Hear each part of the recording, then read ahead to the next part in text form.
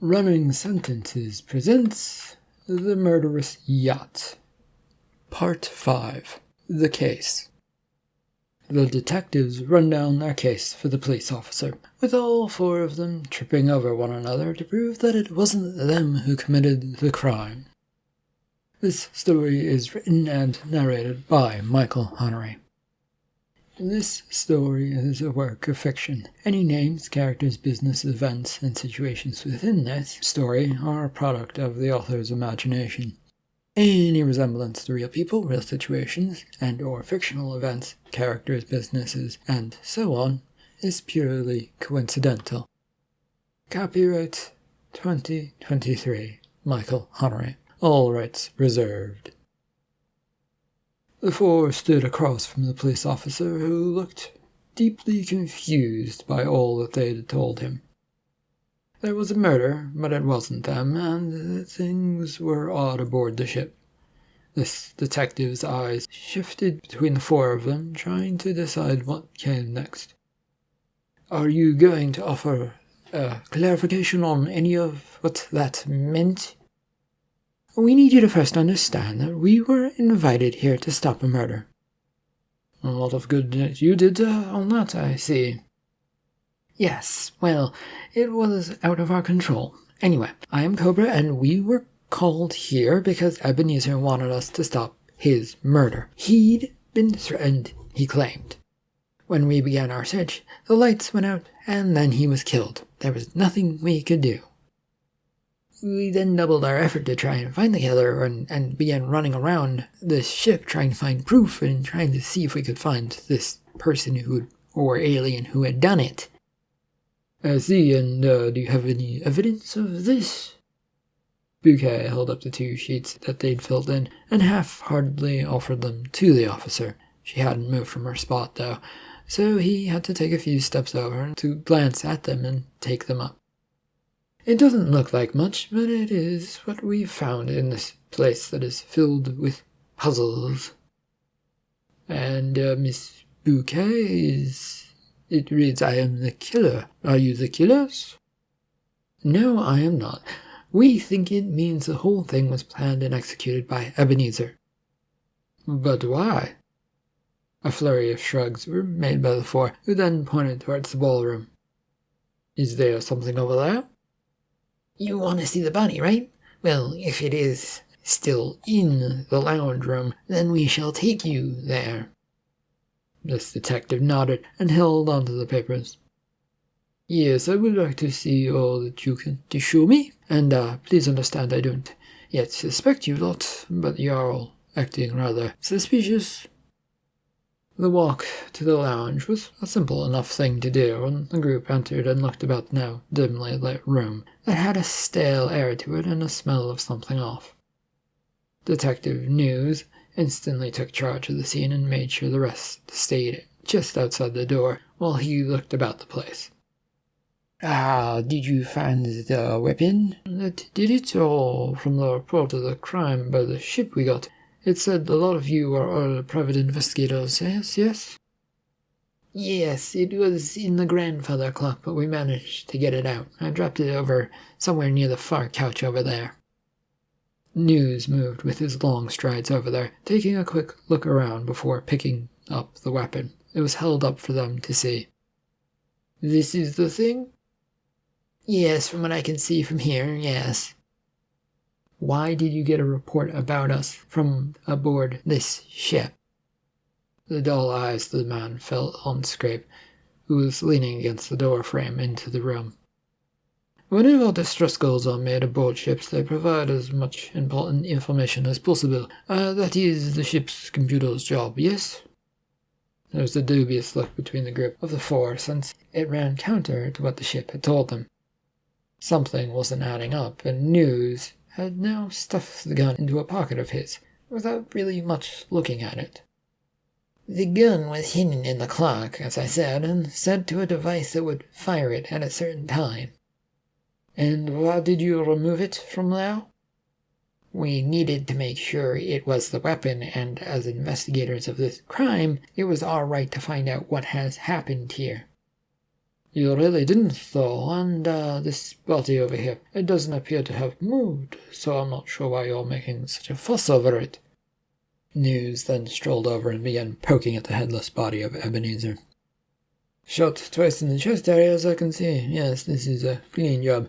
How did it happen again? We were all in here when the lights went out. As we were examining the room, 2 gunshots went off. And when we could see again and the lights came back, he was dead and still had his head on his shoulders. And when did he lose his head, Pot? We went off searching for clues about the potential killer being aboard the ship. When we got back here after a few minutes to make sure that the escape pods, nobody had taken them or anything like that, his head was missing. Having finished his search, News signaled that the 4 should now come in with its hands. Well, one by one they did, with Bouquet leading the way. And you left the body in here? Yes, we did. The police officer seemed puzzled by this, as he moved around to study the clock and then pacing back to the body. And the only answers you found about this yacht is the sheets of paper you gave me, yes? One saying, I did it. 2 nodded yes, while Scrape and Cobra remained completely still, arms crossed, examining the detective, looking them over. Scrape broke his glance first and spotted that Cobra, too, seemed to have a look of distrust about this alien. Yes, by the way, you got here awfully fast. Took me at least some time to get near here for our little expedition. There was a ship nearby that could bring me here once the call went out. Easy peasy. Did it now? And what was the name of that ship? In response to this sudden questioning, News took a hard look at Cobra, trying to see what she was getting at. I don't remember, and it isn't important. It is to us. You might actually be the killer. I am not. But we don't know that, and you seem to get here awfully quickly, and already know a lot of what's going on. Don't be fools, the ship name was Constant, and it was but 30 miles away, I suppose. This area is a busy spot for ships to come through. You have no evidence of anything, and now because of that you turn on me. Huh, you fools. Mr. Ebenezer must have fallen on hard times to hire such terrible help.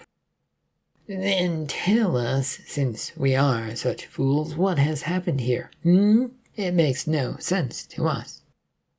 News took 2 quick steps towards them, since they hadn't come far into the room. He was doing his best to tower over them, with a menacing look to his face that sneered at them. So far it is rather simple. An old man gets threats under suspicious circumstances. He invites those he suspects to be the ones who want this done. There's a trick, though, and he sets up a space where he knows he will be safe, then sits back and watches the mayhem unfold. There is a problem, your little theory, Mr. Detective. Oh, and what is that, Miss Cobra? I am Cobra, yes, just Cobra, you don't need anything more than that. And our problem is, we have been all over this maze of a ship, and found nothing of this hidden Ebenezer, which I think you're implying. You didn't look well enough. Follow me, I shall show you to the spot you missed out on, probably. The detective then marched right past them, head held high, trying to ignore the rabble he had now had to teach a lesson to. With the group in tow, but regarding News rather suspiciously, they all made their way across the ballroom of the ship. There was some sliding about from News, while the rest managed to keep their footing as he paused at the center of the room and looked about at things a bit. After a moment, he began heading towards the corner of the room, pointing towards it. This way, you little fools. The corner of the room presented nothing great to look at. It was made of marble-like substance, so it looked nice and had some intricate inlay on it, carving on it. Other than that, though, it was a corner, except to News, who reached out his hand and pressed something on the inlay. With a click, things began to move, and the corner, which had just been a corner, was now a door. He turned to look at them. Before you ask how I knew that was there, I will point towards the wall and an inlay on the wall. On the floor there was little arrows and signs saying emergency exit. The inlay of the wall actually had the emergency carved into it in a common language. So what? An emergency exit isn't going to lead us anywhere we haven't already been. On the contrary, can bring us right to the heart of the matter, and that's what you're all after, isn't it? It's what I'm after. Come, go through the door. You lot fast. He stepped aside to let them in.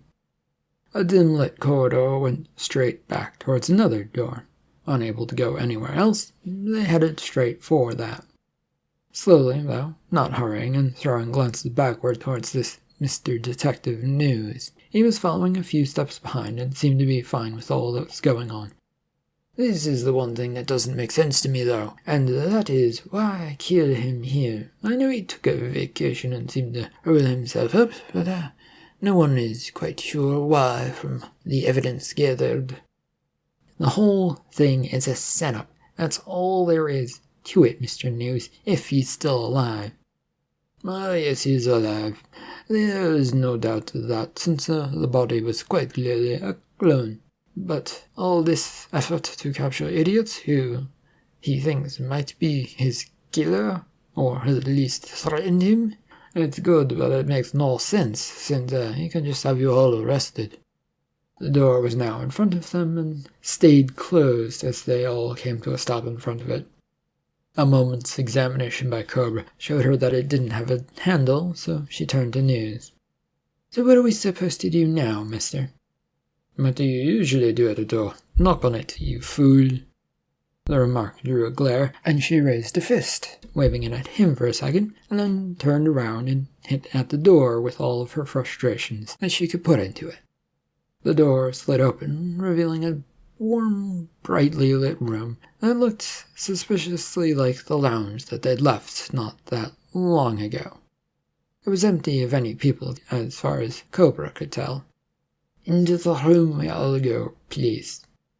It was exactly like the other room, minus a body sitting on a chair. The four decided to all go and sit down, having spent so long on their feet. News didn't seem to mind this, as he went towards the different-looking thing in the room. A giant cord in the middle of it, a fine velvet thing, that just stood there. He pulled it, and a ringing noise came out of a bell that sounded like it was above them, but if it was, they could not see it. Well, I say it doesn't make any sense, but perhaps only to you, fool. What do you mean? More circles of which you claim to know things. Either talk or shut up, Mr. Detective. I'm just waiting for the creator of all this drama to show up. With him, we can clear this whole matter up.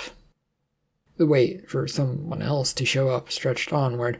5 minutes passed, then 10 minutes, with no one showing up. The four were all relaxed further into their respective chairs, fighting back yawns and tiredness. News was tapping his foot, and occasionally would yank at the velvet chain, ringing the bell. The wait continued on, with no one apparently coming to see them. Scrape was watching News carefully, as the cord in the man's hand looked about ready to be pulled off with how frantically he'd been pulling on it lately.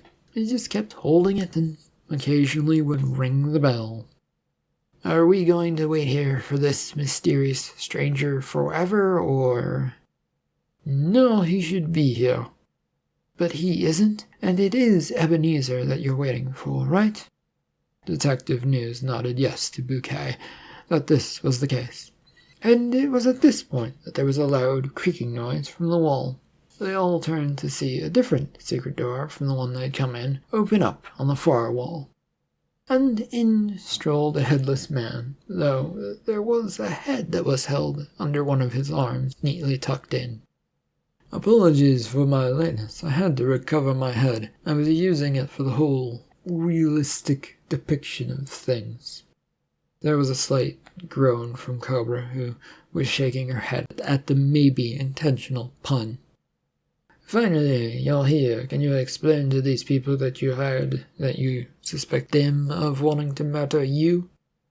Well, it isn't that simple, sir, whoever you are. I'm guessing a police officer. Then please simplify it for all of us who just want to go home I think I speak for all of us when we say we didn't commit the murder." "It was all an elaborate plan to draw out my adversaries, yes. You know how it goes. Someone comes up with a grand plan to get rid of a politician and install their own person. I was the latest target of that. It's really standard stuff in political issues, really." As he was saying this, he put his head back on, which drew quite the look of everyone. It was not staying upright, so he was having to hold it in place for a moment. "Then why did you claim there was a murderer after you?" "That? It's rather simple. There was a murderer after me. I am not stupid, you know. This is to buy me time to figure out who it might have been." "You still think one of us wanted you dead? After we went through your dumb maze that says you killed yourself, and yet you're not dead?" "I do have a lot of lives to still live, Mr. Scrape. It is what those Earth people call 9 lives. The thing that their cats have. 9 lives, or something like that. Well, I happen to have that and more. As for if it was one of you, well, I had to be sure if it might have been or not. And it was but a simple test, and I guess you passed with flying colors because you did eventually figure it out." "So you did kill yourself then? You're willing to admit to that? And if that is the case, are we free to go? The case has been solved, and we found your murderer, and all of that complicated noise and situations that you made up. We found it all." Further into the room, Ebenezer came, head wobbling slightly on one side and on the other, still head held in place by both of his hands. He went to the center of the room and came to a stop by Detective News, and offered his hand to shake. There was a handshake before he turned to those he'd hired to help him. "Did I kill myself? Oh, what a question to ask someone who is still alive. But I give you a hint. Yes, but no." "That's quite a hint of an answer. Also, it is not actually a hint or a good answer." A dastardly, all too pleased with them smile crossed the face of the old Ebenezer, and directed a bit towards Scrape. There was some sort of sick enjoyment, apparently, to be gotten out of all of this. "I was never killed, and I planned my death. There, are you happy?" Scrape found himself looking about his fellows to see if they were likewise annoyed. Judging from Cobra and Bouquet's disgusted look, it was yes. Blur, on the other hand, was merely looking about and wouldn't meet his gaze. "No, you have something going on that you're hiding, and I don't like it." "Right. Who wanted you dead in the first place? Let's clear up that so that we can go home." "Well, I suppose I can give you a few answers. I had a rivalry with the head of the opposition party. A big, powerful young woman who gets her way no matter what. I tried to negotiate a deal with her, but she kept threatening me. Said that she'd wipe me away, and soon, with great pleasure." "And was that enough to make you put up all of this effort?" Cobra threw her hands up about the place to show that she meant the ship as she said this. This drew steady nods from Bouquet and Scrape, as well as Detective News. "It's a lot of work for what Cobra has pointed out. I'm sure you get lots of threats all the time. What made this one so special?" "Well, she gave me the names of the people who were going to come after me." "Let me guess, so it included a lot of us." "And Mr. News over here as well.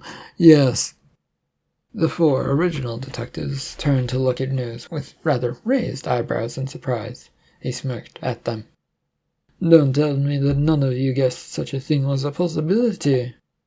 "Of course we thought of it, but it was best never to give away what one thinks when no hard evidence appears before them. Or did you not consider that, Mr. News?" "It crossed my mind. Anyway, I'm not the one suspected the most, since I was not invited right away." News kept his smirk of a grin that felt like he was trying to tell everyone he was oh so right about everything. He then turned to Ebenezer, who seemed to regard him rather suspiciously. "Yes, and yet here you are, somehow. You being here wasn't organized by me or any of my compatriots. Rather suspicious of you." The smirk dropped away as News took on a nervous-looking look. I was in the area on routine business. It was another investigation around here. Right, so that settles it. Since News is the only one we can account for, he is the murderer. Is he, though? Bouquet shrugged. He fits with what has happened. The fact that he knows the whole ship, knows the old man, and could have been here the whole time, for all we know. Yes, I see your point, Bouquet. He's suspicious, but once again, through all of this, we have no evidence of anything happening other than a gun being found and it having been fired. A gun with fingerprints of 4 idiots on it, might I add. No, the only one who touched it, other than you, Mr. News, was Blur. I don't think you have fingerprints, do you, Blur? I do, but they mostly come from my feet area. The slime-molded arms do not have such a feature that lets me leave fingerprints. The creases of worry began appearing on News's face as he looked about the lounge. It was a panicked look one might make when trying to find an escape route. How do you know my ship, by the way? This was specifically built so that only a few might know the layout of it. It isn't hard as a detective to get hold of such things when emergencies arise. In the case of a murder, your computer made the call complaint, and that's how I was able to get here. All of that because of your computer. I don't believe that, but let us talk of the matter at hand. My murder and how all of you are implicated in it. You see, I hired a lot of people to find the lot of you. But you didn't stop any of us from doing anything. In fact, you killed your clone, or whatever, to make us suspect one another. It's still not clear on what that did for you other than prove that it wasn't us, and even that might still be a question. A nod from Ebenezer knocked his head loose, and it fell a bit forward, which he managed to catch deftly. It was then put back in its rightful place, though it still didn't look like it wanted to stay. The whole plan was set up for an attempted murder of me. The whole lot of you were to be charged with the crime, and because you came here too, Mr. News, you get charged as well. So this whole thing was to get us to leave evidence that we were here trying to kill you, but so far as you know, no one other than yourself has tried that. Oh, I have proof. He went over towards the bookshelf against the wall, and after a quick search, came up with a book. It was open to reveal the fact that it had a mini-safe in it, which he put in the code for by twisting a dial back and forth. This opened it up to reveal a metal-looking case, which was then taken out. This is all the evidence I've ever needed, and before you try and kill me to take it away, you should know a copy is already out there, floating through space in safe hands. What exactly is on it? He nodded to Bouquet as he held it up for them to see, which offered them a bit better idea of what it was. It is a memory of the video of the last 24 hours aboard this ship. It will show who was the killer and plotted the whole thing. But how? And anyway, wouldn't that prove that you set all of this up, mister? Glancing at it nervously, Ebenezer cleared his throat and made sort of hemming and hawing noises. Then stopped as he recollected something, as his face brightened into a smile as he looked towards Cobra after her comments. Yes, it may show that, but it will also show thieves breaking in to set up weapons to kill me, all of which I found and dismantled thanks to the computer. Did you now? Ship's computer, do you recall any of this occurring? Are you still operational? A soft buzz entered the room through the sound of the speakers put up on the ceiling as it got ready to answer Scrape's query. Hello, all you fine aliens. I think I heard myself being called. Ignore that computer. It's been on the fritz ever since I took delivery of this fine ship. No, this is the real ship's computer. Ebenezer once again held out the thing he'd been holding on to like it was some kind of proof. Wasn't that the video memory?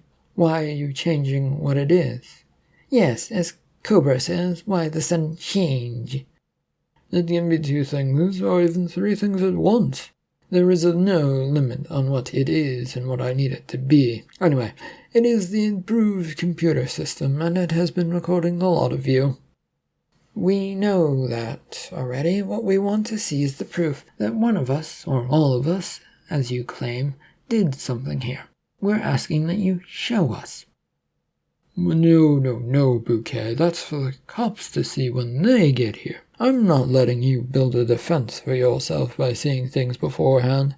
Besides, you already know what you did. Computer, is that thing in Ebenezer's hand another different computer? Oh, I think it is, but it's never been hooked up to any system that runs on this ship.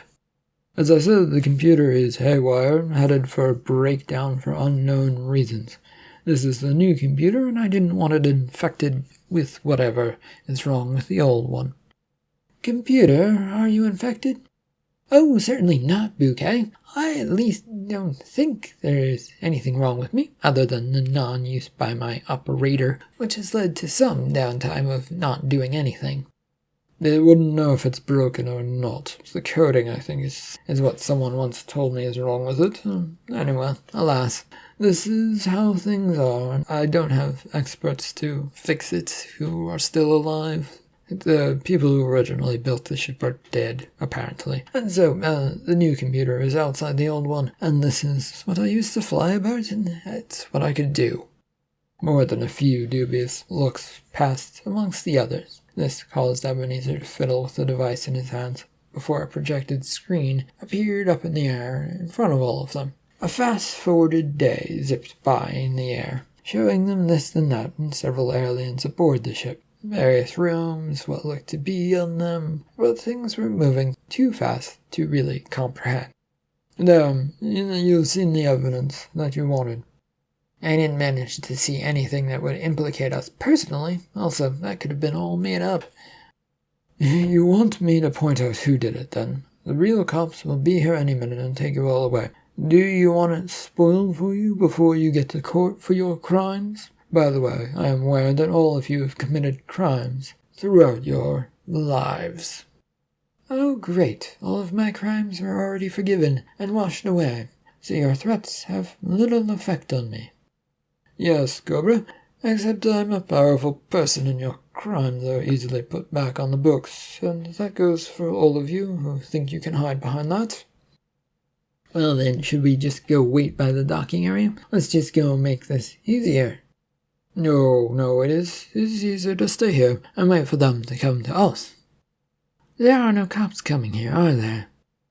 They are coming. Don't waste any brain power thinking that they aren't, Miss Bouquet. This was then followed by a heavy, banging noise that made the whole lot of them jump. Ebenezer's head rolled off of him as the rest looked about from where the sound was coming from. A buzz of noise came back from the speakers above. Would you look at that? We have some guests again. Who are they? No idea, Miss Cobra. They went right past my system without registering a single hello. I think there are about 5 of them. You see, it is broken. It lets people through, apparently. You can't trust this computer or anything it says.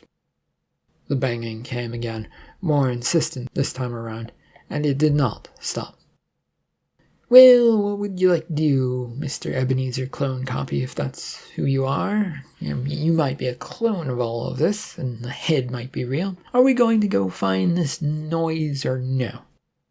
Well, that's probably the police, no doubt about it. They probably already know how to get in as Beta locks the computer has told you. I think this is just a formality of them telling us they're here, and they will soon be here, in our presence. Why are we waiting around? What if they're the real assassins, and they're now coming here, just warning you that they're coming? That won't happen. It can't happen. Scrape, Bouquet, Cobra, and Blair had, however, begun heading towards the pathway that had led them in here. Where are you going? Come back here. At this moment, we must wait here. Detective News now joined the group, which was now exiting one by one. Ebenezer took a moment, fretting and playing with his device in his hands before heading out as well. They made it all the way to the ballroom before they found themselves surrounded by aliens, all in similar-looking uniforms. They all looked strict and had laser guns pointed at the ready. Their hands went up in the air as they came out of the secret passage, with News offering a smile with his hands going up. "Oh, my fellow officers, it is good to see you. These 4 are wanted for attempted murder of one Ebenezer. Please take them away." The biggest one of the creatures, a tall, steel-looking robot, stepped forward with a few hisses coming from its joints. "Detective News, you are under arrest for misuse of lawful given powers. Come with us. The rest of you, including Mr. Ebenezer Slithered, are also under arrest for criminal activity against the government." "Do you mind if I ask what the specific charges are against me?" Having just gotten out of the secret passageway and heard only the bit about being arrested, Ebenezer came charging in. He bumbled past Scrape and pushed him aside, his head wobbling but not falling this time. "You're charging me with what? I specifically requested that the police be here to help and save me. It was part of the deal I worked out with the higher-ups. There has been a change in management, a new election. So the old fogies have been swept away and replaced by new old fogies. I have a written and signed contract. The police can't go back on their contracts since they're the ones who uphold the law." Bouquet and Cobra both stepped forward, holding their hands up with wrists exposed, ready to be cuffed. "Well, please take me away from this madman. He's concocted an asinine plan about assassins, and is trying to entangle us in it. We have not nor ever planned to murder this man. Our only connection to him is that he believes we were hired to kill him. Take us far away from the tool, please." Ebenezer barged forward to be in front of the 2 lady aliens, with an indignant look on his face. "This is ridiculous. I've never been so offended in my life. It was the opposition party member who set up all of this to make me look bad." "No, the opposition leader didn't do that. They barely had any power. You, sir, held power and threatened her. It is not as you say." "Then why are you arresting us? We didn't have much to do with this." This robotic police officer gaze shifted towards Scrape from Ebenezer. The further conversation seemed to make it frown at the noise, like it just wanted to do its one job and get it done. "You helped, Ebenezer." "No, we really didn't." Bloop grabbed up the device that was still in Ebenezer's hand and now held it up. "Welcome to the Experimental Service Confession Booth. This has all been a successful test, with all of you committing crimes and admitting to it." "Hold on, we've never admitted to anything. We are no murderers." As Bouquet says, we admit to nothing. We didn't kill this man, though we were hired by him. I'm starting to think this wasn't a real job." The officer nodded his head yes.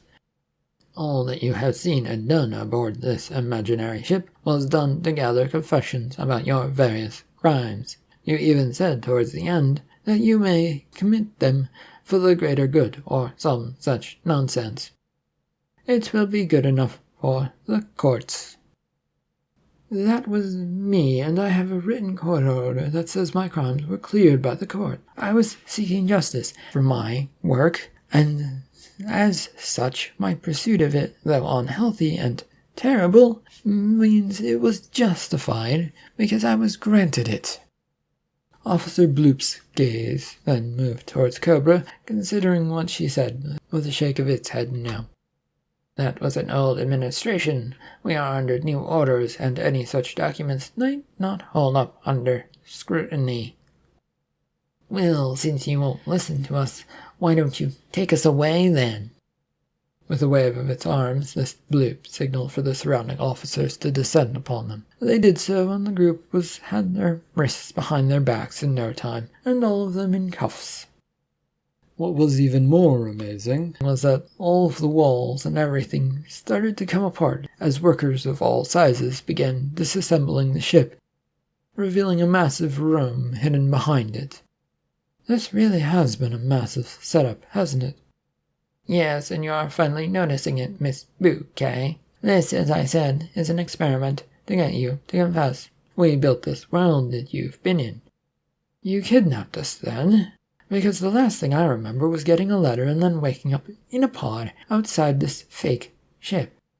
Yes, I was similar, Cobra. You're guilty of crimes as well. No, you were placed under arrest through those letters you received. They summoned you to this event, and you did not read them carefully enough, as they were your arrest warrants. I was not summoned, no, by letter, but by person. I was never knocked out.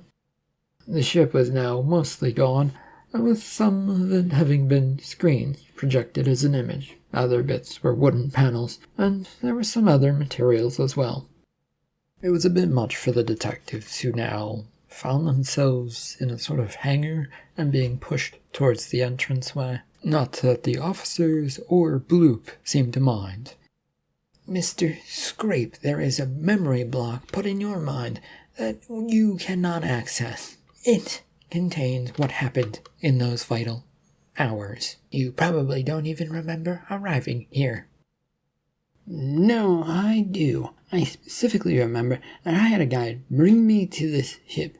There is no block of memory that is missing from this. I went from my hotel to the spaceport, then the ship, where I did have a blindfold put on, but other than that, it was all loud and clear to me. Yes, it was the same for me. My officers used different methods to get you here, then. It doesn't matter. You're all guilty of crimes. You never said which crimes, and when the news comes out, you will sound worse when it comes out in court. Nobody's gonna believe that we're guilty of anything. You kidnapped 2 female aliens to get a confession out of them, and that will make the press happy about having some news to share and making you look bad. Officer Bloop held up one of his hands, and they all stopped not far from the exit. They could now see the outside world, a busy city with a horrid sightlines of fog and smog, and buildings that loomed out of the shadows.